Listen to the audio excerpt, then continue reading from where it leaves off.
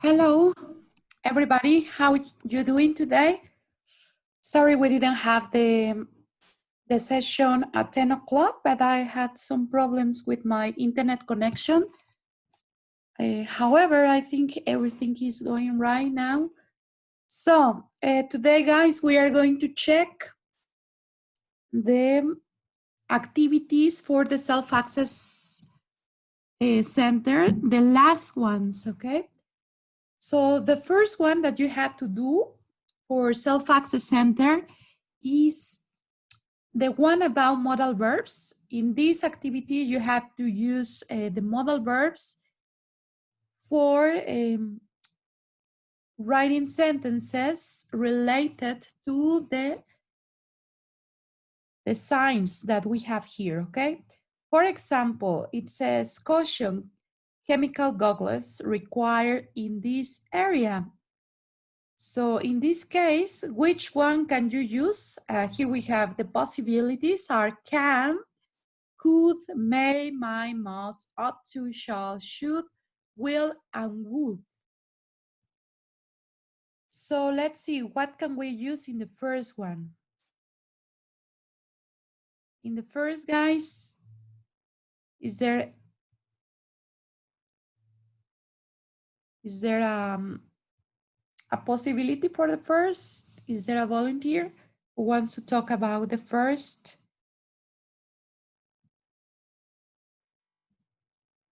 So we can say, for example, if we are talking about caution, chemical goggles required in this area. So it's necessary and is compulsory for you to use chemical goggles. So we need to use a modal verb in this case that can tell us something that is necessary that we have to do because it's obligation. So we can say, you must wear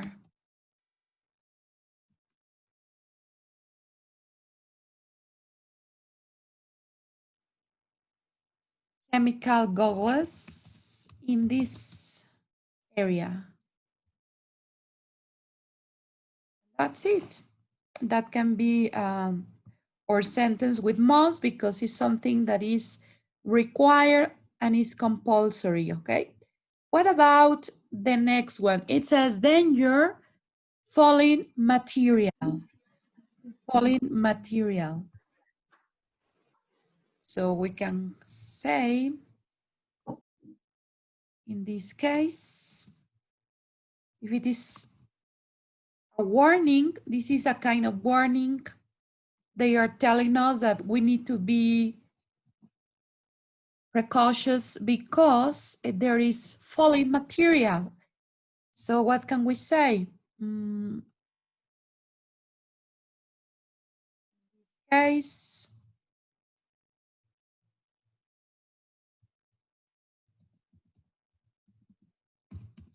some material may or might, in this case, might fall. So you have to be careful. This is one idea. I know that you can have more ideas to write your sentences, but this is what I think about this sentence. You might, or some material might fall. Well, we can say might fall off.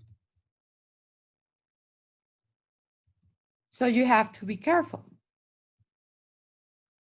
Next, we have safety first, no loitering in this area.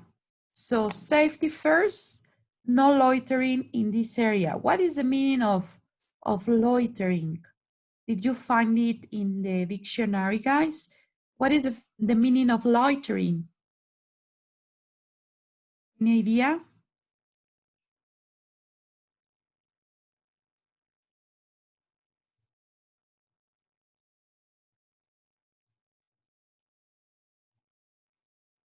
Loitering is an activity, guys, an activity that some people do when they are outside in a park, maybe, and that is like hang out, maybe, but this is not a good thing to do because when you are loitering, you are wasting your time, okay?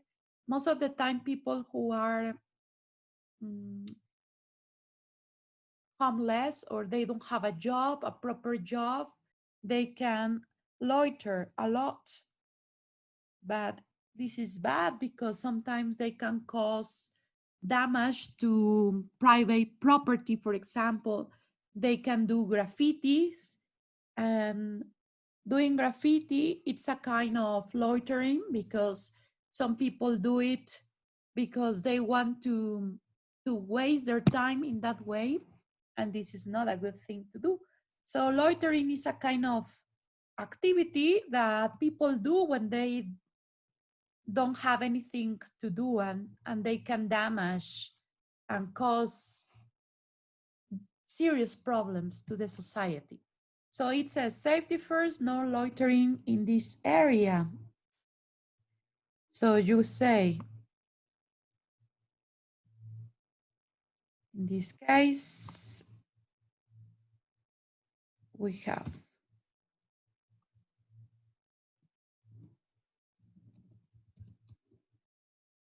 mustn't loiter area, okay? Could be like that.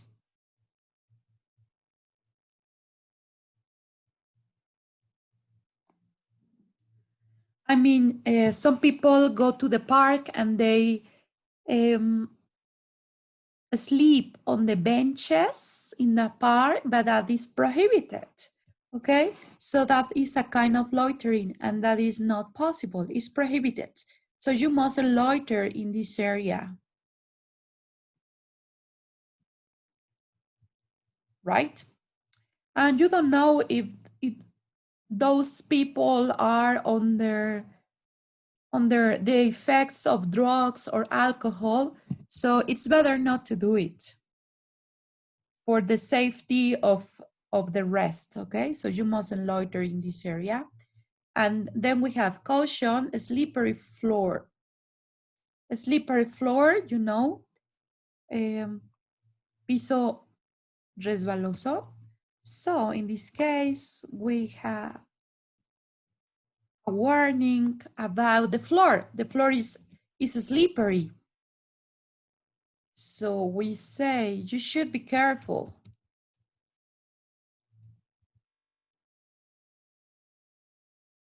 You should, for example, well, we can say watch your step.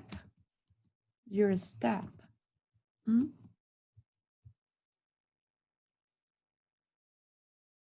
As now in this case, as the floor is slippery.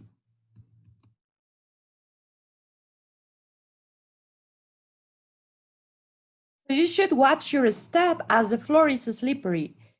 Right, guys? This is an advice.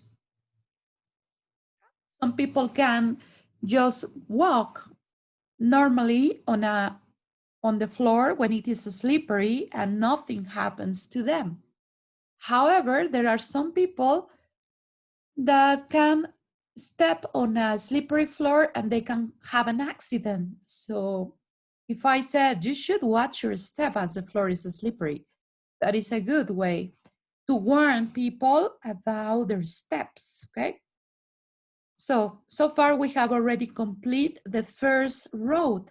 What about the second road? Here we have, think, buckle up for safety. What is buckle off? Any idea, guys? What is buckle?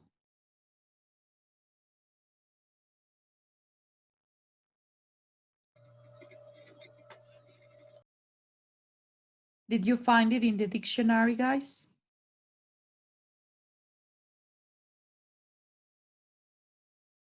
The buckle the buckle of. Buckle is the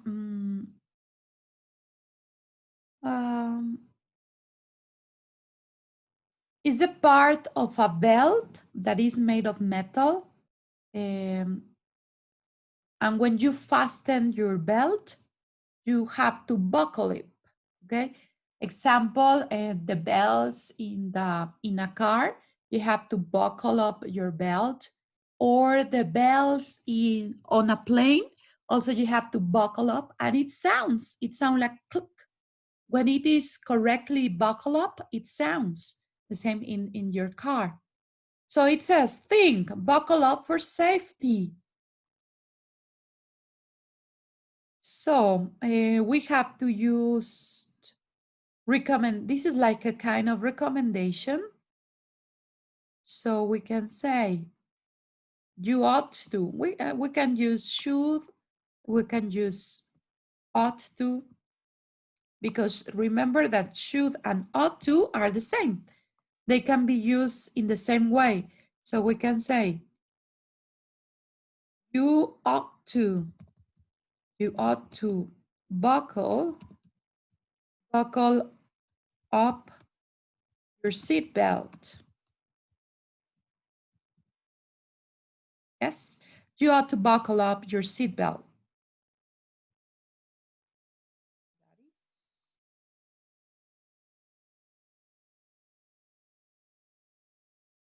To be safe.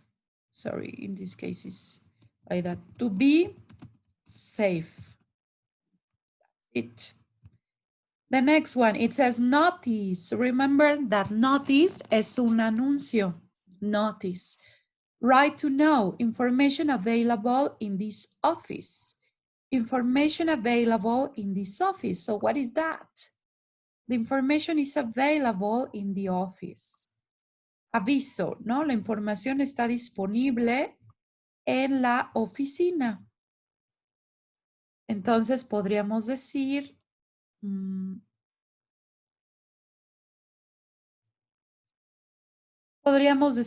tú puedes como posibilidad, ¿no? Como posibilidad. Podríamos utilizar can aquí. You can.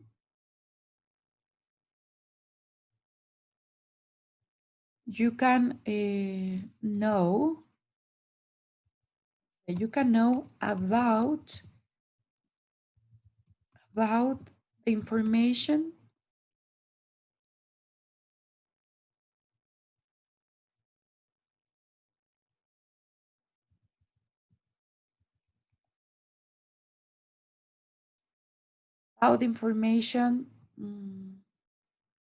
you can know about information in this office.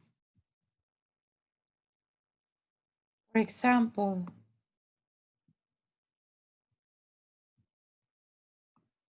or maybe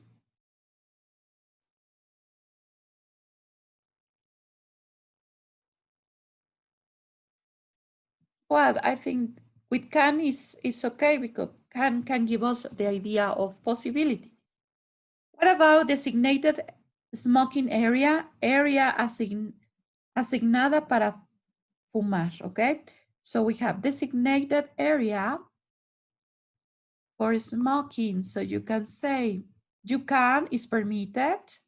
Also, you can use can, but in this case, for permission. So it's very easy. In this case, you can say, you can smoke this designated area, right? You can smoke in this designated area. So here we have designated smoking area. And then danger, do not enter, authorized personnel only. So you can say, in this case, we are talking about prohibition. So we say you mustn't enter. Enter. This is a prohibition.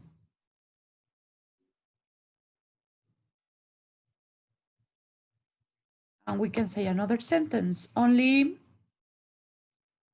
authorized personnel can enter. Yes, it's permitted. They are permitted. Or can enter or can do it. It's possible. Say that. Only authorized personnel can enter. You mustn't enter, okay? So we can say it that way. And what about the next? Private property, no trespassing. What is the meaning of trespassing, guys? Trespassing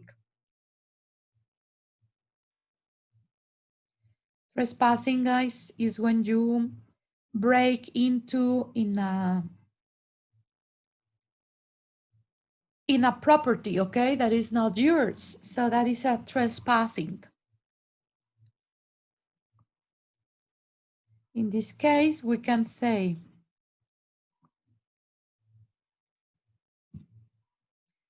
you can enter this property. It's not permitted, okay? We are talking about permission. You can enter this property.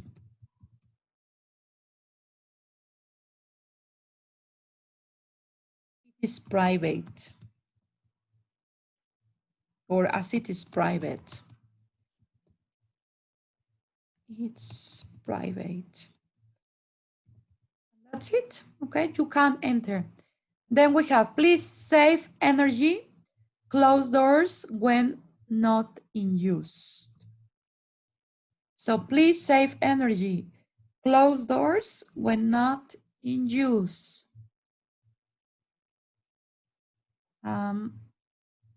They give us a recommendation.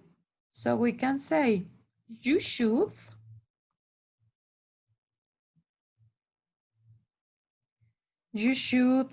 close doors when you are not using them. So we can say, you should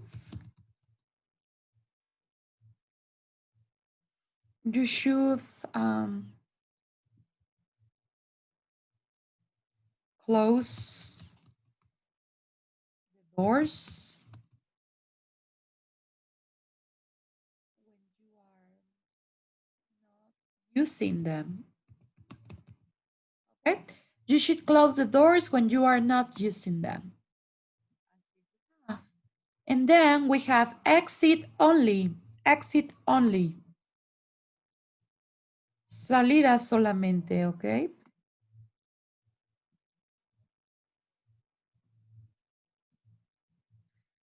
So we have you mustn't enter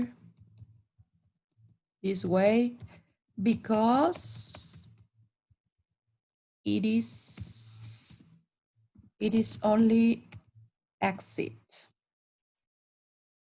You mustn't enter this way because it's only exit. We can say it this way.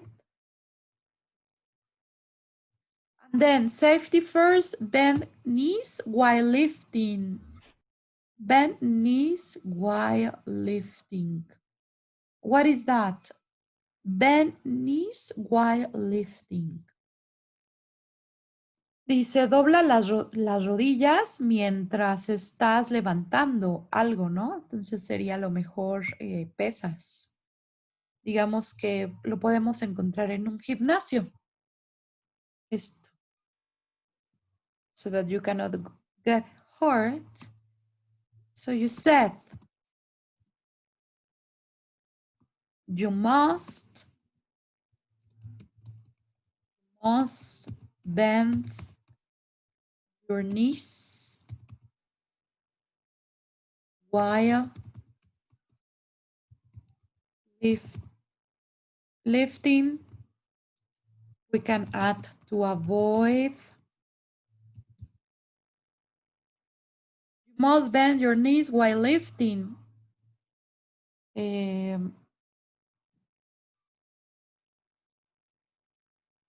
avoid harm, we can say. Like that. Just like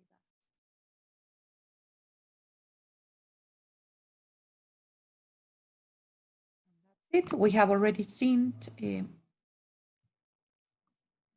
this activity. Maybe you have other sentences, but as long as you use the modal verbs in a complete sentence, I mean with a subject, modal, and verb, it's okay. Okay, as long as you use them,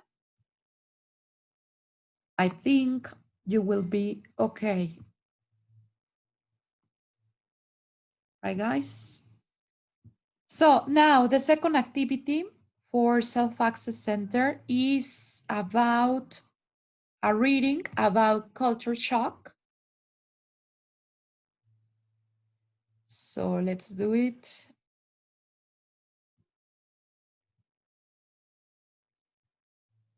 Let me check what is the name of the activity. I'm looking for it now. It's a reading. It's a reading activity, okay? And it's for the second partial period. So we have, let me find it.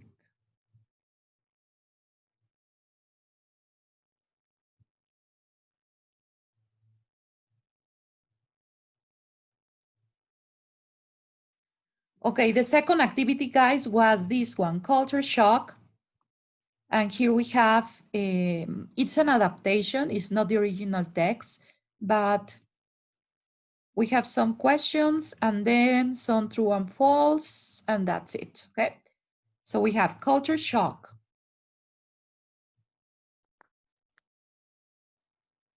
I'm going to read the first paragraph and you are going to help me with the rest, okay? So it says, adaptation from the Boston Globe. Saying Tamara Blackmore experienced culture shock when she arrived here last September is an understatement. It was more like an extreme form of culture shock for these adventurous students who left Melbourne's Monash University to spend a year at Boston College. Blackmore, 20, was joined a VC by 50 other exchange students who enrolled in American colleagues each year. Blackmore discovered firsthand there is a sea of difference between reading about and experience American firsthand. She felt the difference as soon as she stepped off the plane. So that is the first. The second, is there a volunteer that wants to help me reading the second paragraph, guys? Any volunteer to read the second? Who wants to read the second, guys?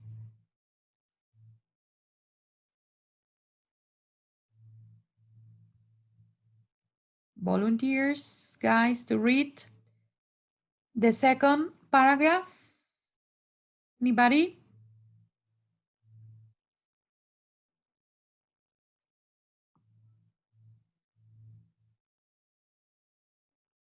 Who wants to read the second, guys? The second paragraph.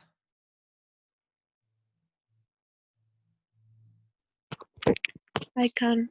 Okay, thanks. So what does it says in the second? Yes. As soon as she landed in Boston, Blackmore could feel the tension in the air. She was about to taste a lifestyle far more hectic than the one she left. Driving in Boston is crazy, said Blackmore. It look at the while to get used to the roads and the driving style here. I was always afraid someone was going to hit me. Okay. It was particularly tricky since the steering wheel was on the wrong side of the car. In Australia, it's on the right side. Beyond the cars and the traffic jams, Blackmore sighed. It took a while to get used to many people in one place, all of whom some like they were moving very quickly. All right, thank you. Mhm. You know the meaning of work, tricky and hectic. Hectic is like very, very busy. And tricky, it was particular tricky. What is the meaning of tricky? Any idea? No, Could be como engañoso. Which one? Engañoso. Yes, right. Mhm. So the steering wheel, you know what is the steering wheel in a car? The steering wheel es la palanca, el volante, más bien el volante, was on the wrong side of the car. In Australia, it's on the right. It's like in the UK also they have the steering wheel on the right rather than on the left. And sometimes that is very confusing for foreigners. Okay, so the next paragraph, number 3. Any volunteer to read that paragraph?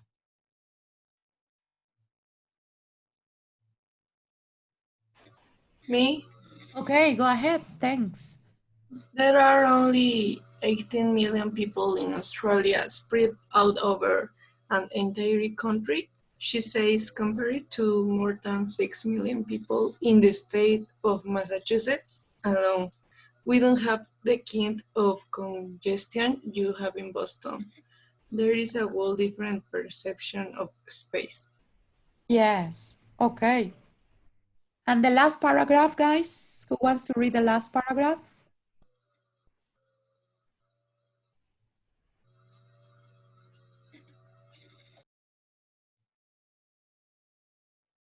Anybody? Who wants to read it, guys? Any volunteer?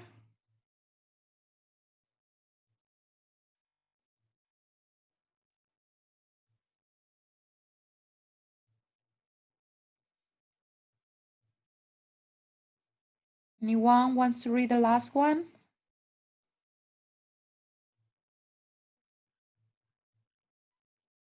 Well, okay, I'm going to read it. The pressing problem for Blackmore was making a quick adjustment to the American lifestyle that felt like it was run by a stopwatch. For this easygoing Australian, Americans seem like perpetual motion machines. Americans are very time-oriented, Blackmore says. Everything is done according to a plan.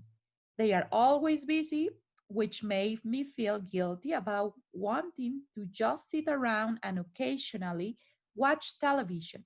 Australians, on the other hand, value their leisure time.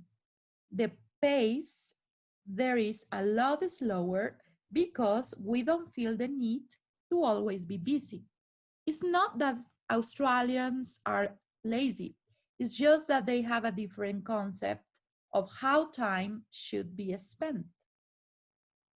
Back home, I used to spend a lot more time just talking to my friends. So, there are more paragraphs. I didn't think that the text was very long. It says, paragraph 5, it didn't take long for Blackmore to get used to American rhythms. I felt the pressure to work harder and do more because everyone was running around doing so much, she says. When busy students weren't studying, Blackmore found it strange that they were compulsively jogging, running, biking, or doing aerobics in order to be thin. Compared to home, I heard a lot of stories about the pressure to be thin and that many young American women have eating disorders. I'll go out with a friend and just enjoy a good meal and have a good time, whereas an American girl would just eat only a small amount of food in her plate. So in paragraph 6, when it comes to drinking, Blackmore says Australians have a lot more freedom. We are more casual about drinking at home, she says, whereas there are many rules and regulations attached to when and where you can drink in the United States, not to mention a legal drinking age of 21 compared with Australia's legal drinking age of 18. But it's BC's friendly learning environment that sets it apart from the Melbourne college experience. Generally speaking, learning facilities are a lot better in Boston, she says. In Australia, students and teachers have little contact outside the classroom. It's a formal and personalized relationship. College is a place you go for a few hours every day and then go home. Your social life and school life are separate. It's just the opposite at BC, according to Blackmore. BC students and faculty are like one big happy family, she says. There's a real sense of team spirit. It's like we are all in this together. Going to school here is a lifestyle, whereas at home, we are just a number. We attend school to get a degree, so we can graduate, get a job, and move ahead in our lives. Another pleasant surprise was the close and open relationships American students enjoy with their teachers. It's a sharp contrast to Australia, where college students keep a discreet but respectful distance from their teachers. I was surprised when I learned students go out to dinner with their teachers, she says. We just don't do that back home. Professors deal with hundreds of students, and you're lucky if they remember your name. When Blackmore returns to Australia at the end of the school year, she'll have plenty of memories, most of them good ones. BC, like most other colleagues, has gone out of its way to create memorable experience for Blackmore and its other exchange students. The Boston Globe is a newspaper in Boston, USA. And that's it. So now the questions, guys. Why did Blackmore go to the United States? Any volunteer who wants to answer this question, guys? Why did she go to the United States? Did she go for holidays? Did she go for study purposes? Why? Why did she go? Any idea, guys?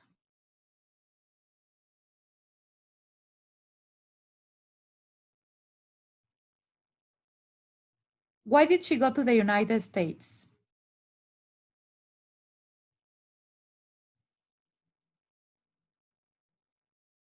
Okay, to spend a year in Boston College, okay, because she enrolled in an exchange program, right? So yeah, to spend a year in the Boston College. Very good. So that is the answer. To spend a whole year in Boston College. What frightened Blackmore in the traffic in Boston? Do you remember what did she say about the traffic?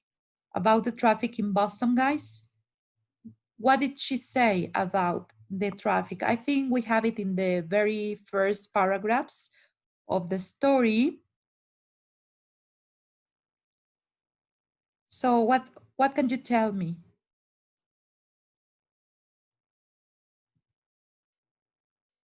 She was afraid because she thought that someone was going to hit her. Yes. Because she says that driving in Boston is crazy. So what frightened Blackmore in the traffic in Boston? The fact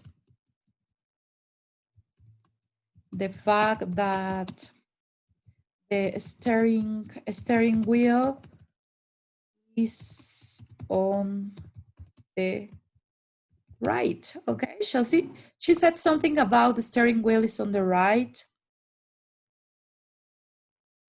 Here it is.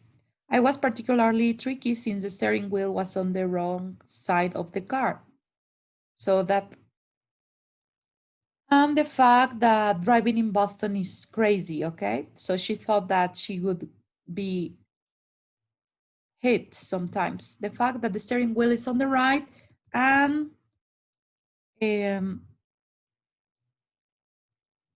driving in Boston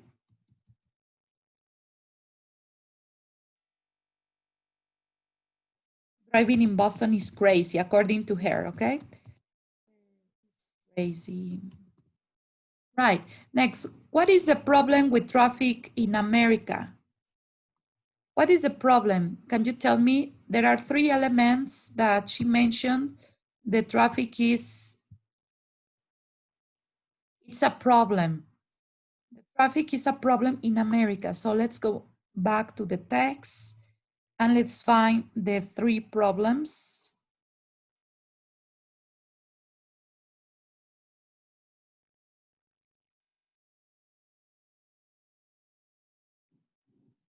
One is the congestion because of the number of people. Roads are congested or crowded. Well, we can say crowded all the time. Yes, the roads are crowded. What else? Another problem that she mentioned in the text.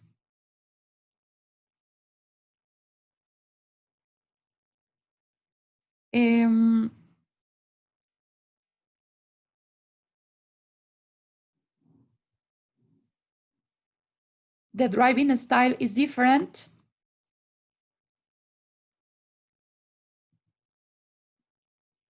Or crazy, we can say the driving style. Driving style in Boston is crazy. It's crazy and people seem to be very busy all the time. So that is what makes the traffic worse. The roads are crowded, the driving style in Boston is crazy, and people seem to be very busy all the time. What about the next one? How is American lifestyle in relation to time? In relation to time, guys, what is the American lifestyle? In relation to time. What can you tell me about the American lifestyle in relation to time? She said, well, mention 3 elements. Any volunteer who wants to tell me in relation to time-wise, what is?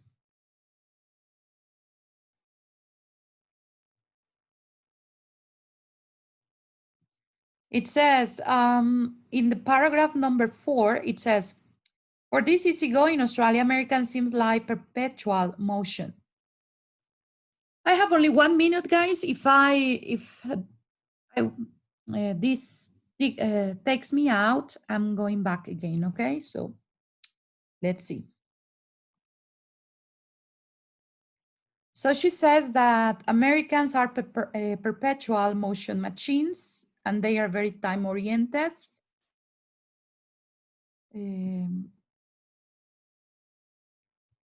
Americans, we can say, perpetual motion machine. So it means that they always are moving all the time, going from one place to another. They never stop, she says, with these expressions. They are perpetual motion machines.